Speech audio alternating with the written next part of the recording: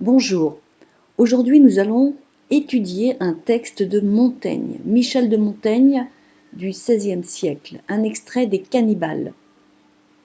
Montaigne est un auteur qui est né en 1533 et qui est décédé en 1592.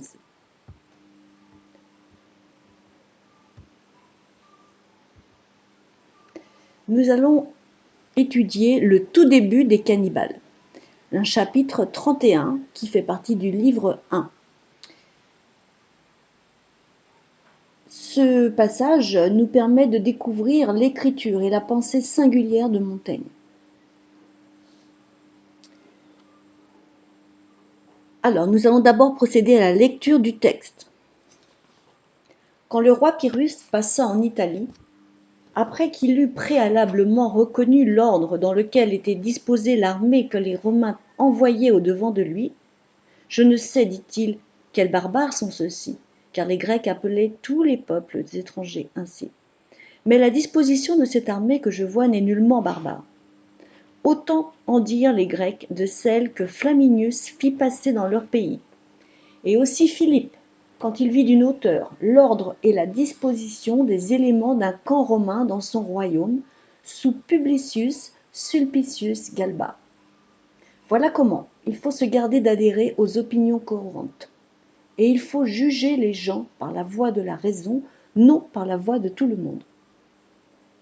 J'ai eu longtemps avec moi un homme qui était resté 10 ou 12 ans dans cet autre monde qui a été découvert dans notre siècle, à l'endroit où Villegaignon débarqua, pays qu'il surnomma la France antarctique.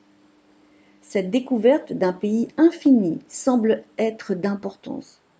Je ne sais si je puis être sûr qu'il n'en se fera pas à l'avenir quelque autre. Tant de personnages plus grands que nous s'étant trompés à propos de celle-ci. J'ai peur que nous n'ayons les yeux plus grands que le ventre, et plus de curiosité que nous n'avons de capacité. Nous embrassons tout, mais nous n'étreignons que du vent.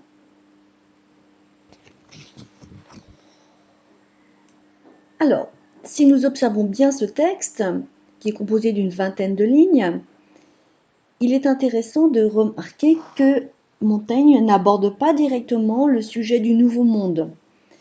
Il nous offre des réflexions sur la notion de barbarie, afin d'inviter le lecteur à s'interroger sur sa propre représentation de la barbarie. Si nous observons bien ce texte, nous pouvons remarquer qu'il est composé de 2 paragraphes distincts, de 2 étapes. La première, qui constitue l'entrée en matière, qui invite le lecteur justement à se méfier des opinions courantes. La deuxième étape, 2e paragraphe, qui nous invite à entrer dans le sujet, et plus particulièrement la découverte du Nouveau Monde, sans aborder pour autant la notion des cannibales ou du cannibalisme. C'est pourquoi le projet de lecture que nous pouvons envisager sera le suivant. En quoi ce passage illustre-t-il un mode de pensée unique, singulier et humaniste? Ou bien, nous pourrions formuler la question suivante. En quoi ce passage constitue-t-il une entrée singulière et déconcertante dans le sujet de ce chapitre? Puisque je rappelle qu'il s'agit d'envisager une réflexion sur le cannibalisme et que Montaigne ne nous invite pas tout de suite à cette réflexion. Nous allons passer à l'observation détaillée de ce texte. Et pour ce faire, puisqu'il s'agit d'un texte qui appartient à la littérature d'idées, nous serons attentifs au type de raisonnement, au type d'argument, à la valeur des exemples, au type des exemples, aux formes de discours employées, narratif, descriptif, argumentatif, à l'énonciation bien entendu, aux figures de style, puisqu'elles seront également présentes.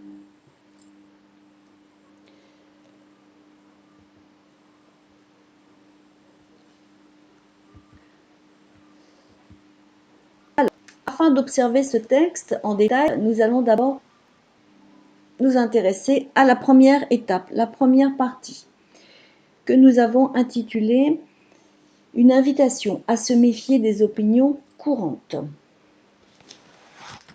En effet, nous pouvons voir comment cette entrée en matière est assez surprenante puisque nous avons de l'originalité, pas de lien avec le titre du chapitre. Montaigne rappelle des faits historiques. Il fait le récit de 3 faits historiques en lien avec les armées. Nous sommes dans le domaine militaire. Alors pour ce faire, il utilise le récit, le discours narratif. Nous avons un récit au passé avec l'utilisation, vous pouvez l'observer, des verbes que j'ai soulignés et écrits en bleu dans le texte. Le passé simple, le passé antérieur, le plus que parfait, l'imparfait. Dans ces exemples, il cite des personnages illustres de l'Antiquité, donc le roi Pyrrhus. Alors, vous avez des notes dans votre livre qui vous indiquent qui était Pyrrhus, qui vous rappelle qui était ce personnage de l'Antiquité, le roi de Macédoine au IIIe siècle avant Jésus-Christ. Il cite également, il parle des Romains, des Grecs, Flaminius, donc qui est également cité dans le texte, qui était un général en chef de l'armée romaine, Philippe IV de Macédoine, roi grec, et le règne de Publius Sulpicius Galba, procureur de Grèce au IIIe siècle avant Jésus-Christ.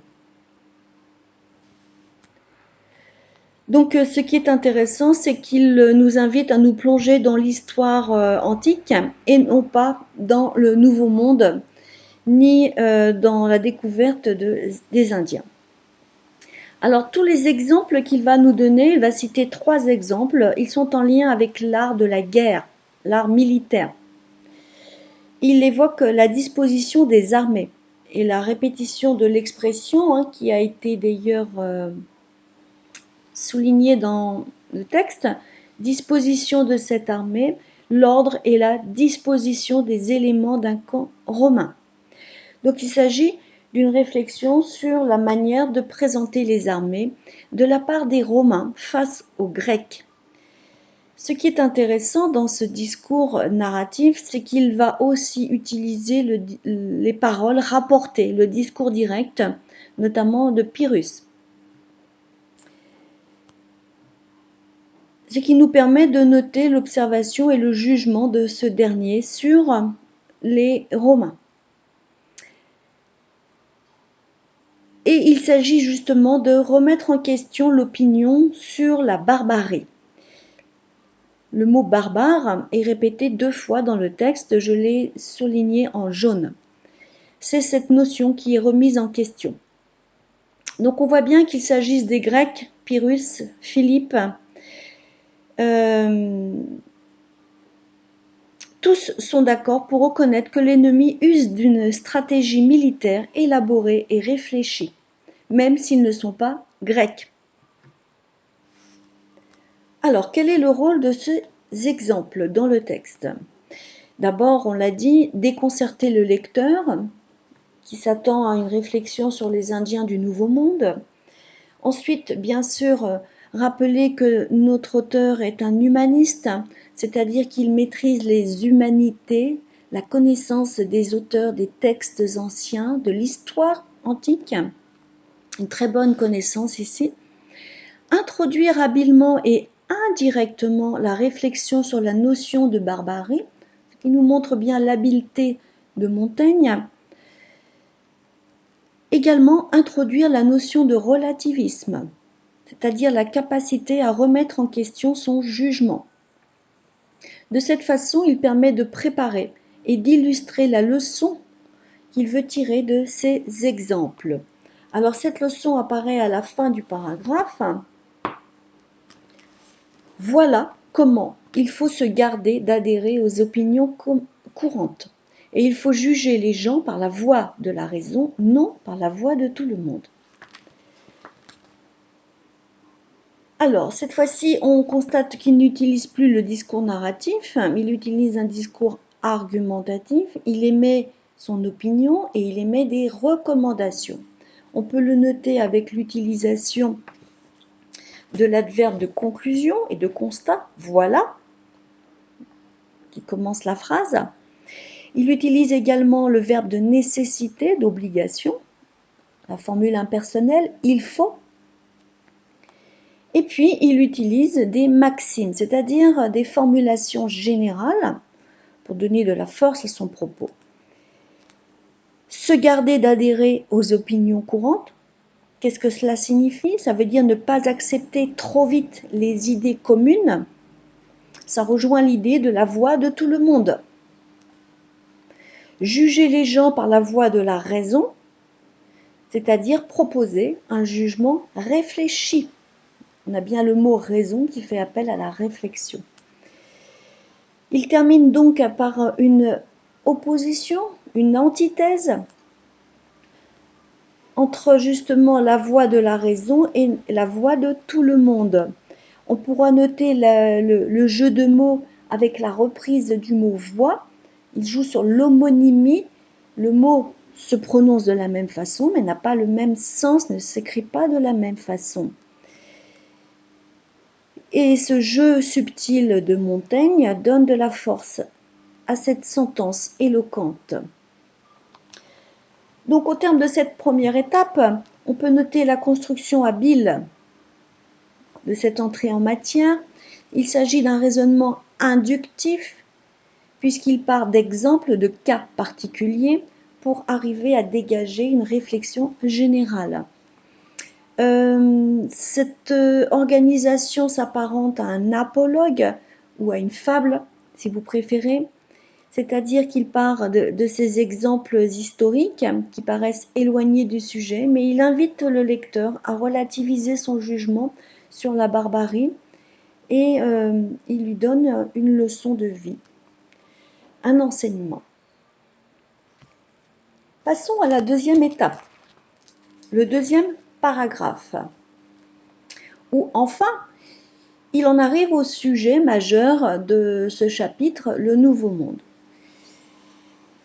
Il est introduit par une anecdote personnelle.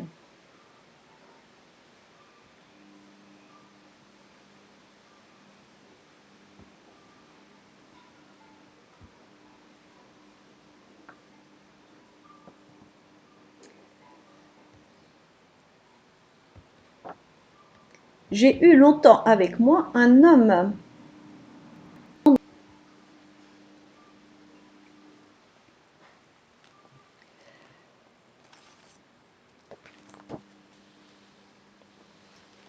On pourra remarquer l'aspect décousu du texte avec le paragraphe précédent, avec la morale qu'il vient de proposer, de formuler.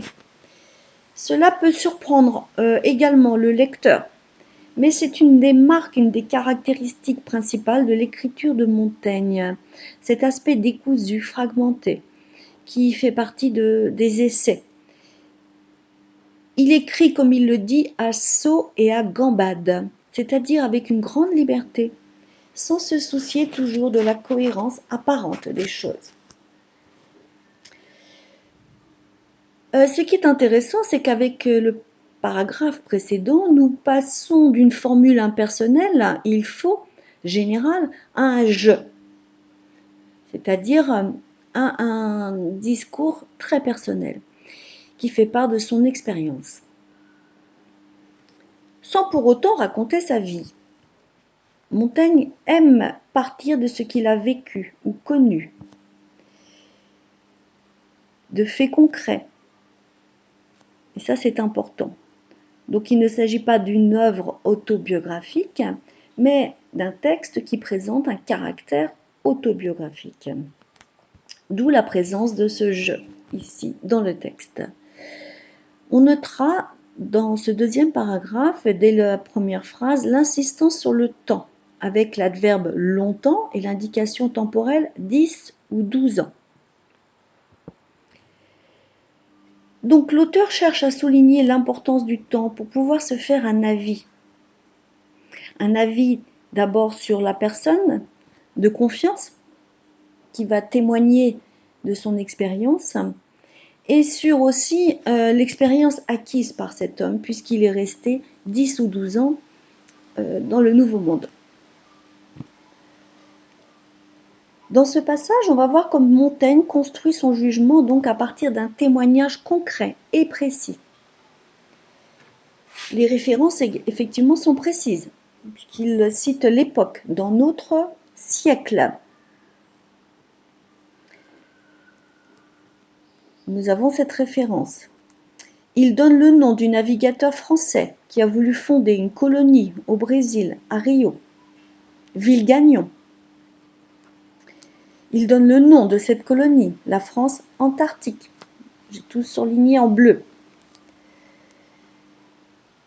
Il met en relief l'importance de cette découverte géographique.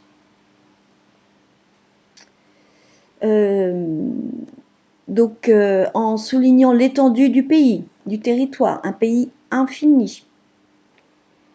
Et il utilise l'adjectif, le terme plutôt, d'importance.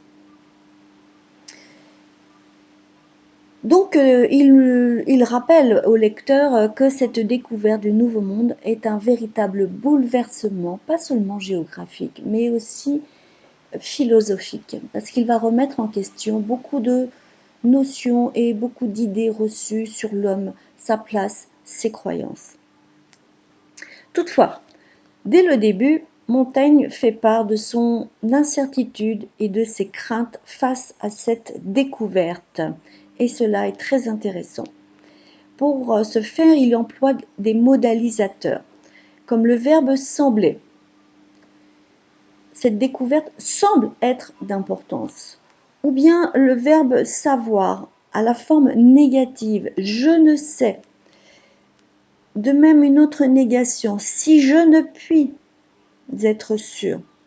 Ou bien le verbe, l'expression avoir peur, j'ai peur. Tout cela souligne l'incertitude et les craintes de Montaigne face à cette découverte. Donc les formules négatives sont nombreuses. Je ne sais, qu'il ne s'en fera pas. Un petit peu plus loin dans le texte. Il utilise également des formules restrictives. Que nous n'ayons les yeux. Que nous n'avons de capacité.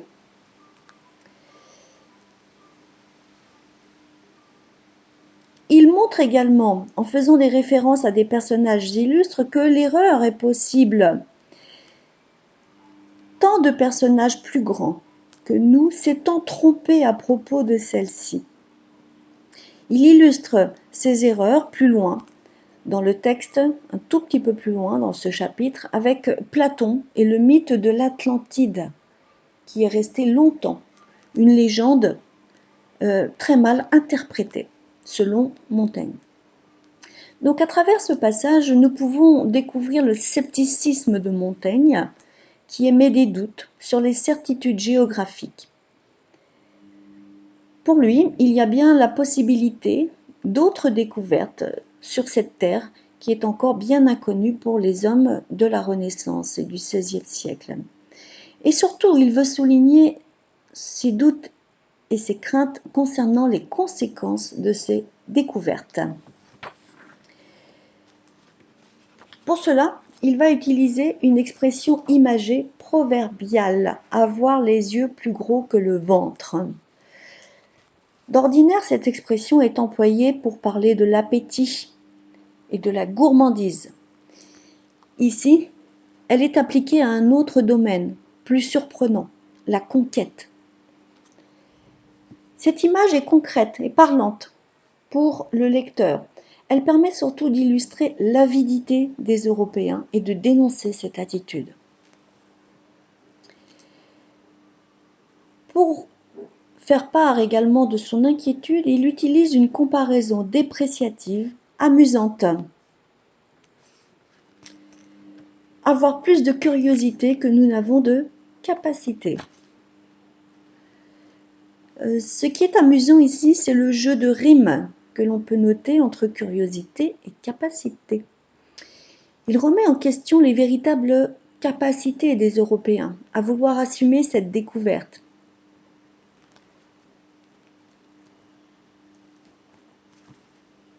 La dernière phrase constitue une condamnation de l'ambition démesurée des Européens. Avec le jeu d'antithèse, nous embrassons tout, mais nous n'étreignons que du vent.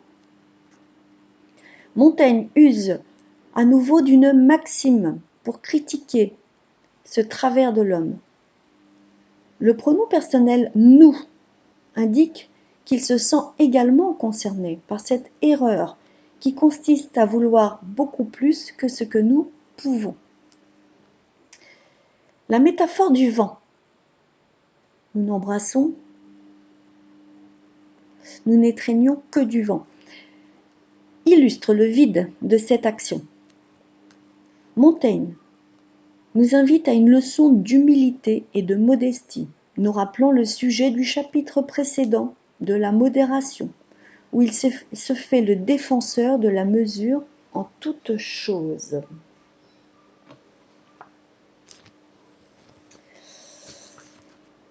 Ainsi, à partir des exemples concrets et historiques du début du chapitre, Montaigne introduit le thème de la barbarie. Il nous fait comprendre que c'est une notion arbitraire et qu'avant de juger l'autre de barbare, il faut l'observer et se faire son avis. Il nous fait comprendre aussi que le monde découvert est radicalement autre. Personne ne peut le connaître ou le décrire, sinon ceux qui y sont allés. C'est pourquoi il va fonder son opinion sur un homme qu'il connaît bien et qui a vécu. Mais il émet des craintes concernant les connaissances et les ambitions des Européens sur le Nouveau Monde. Ce début de chapitre illustre aussi les caractéristiques de l'écriture de Montaigne. On peut déjà y apprécier l'art de la digression. La digression est une partie du discours où l'auteur paraît s'éloigner de son sujet principal pour narrer une anecdote, un souvenir, lui donner un développement inattendu. Montaigne emploie cet outil, la digression, au service de l'argumentation. Le début du chapitre paraît en décalage avec le titre. En effet, Montaigne n'évoque pas les cannibales, mais les erreurs auxquelles les préjugés peuvent conduire. Mais c'est une stratégie pour mettre l'accent sur la relativité de la notion de barbarie. Il a recours à des exemples concrets et historiques qui donnent du poids à son argumentation. Il nous offre des maximes frappantes pour illustrer sa pensée et porter un jugement moral avisé sur l'homme.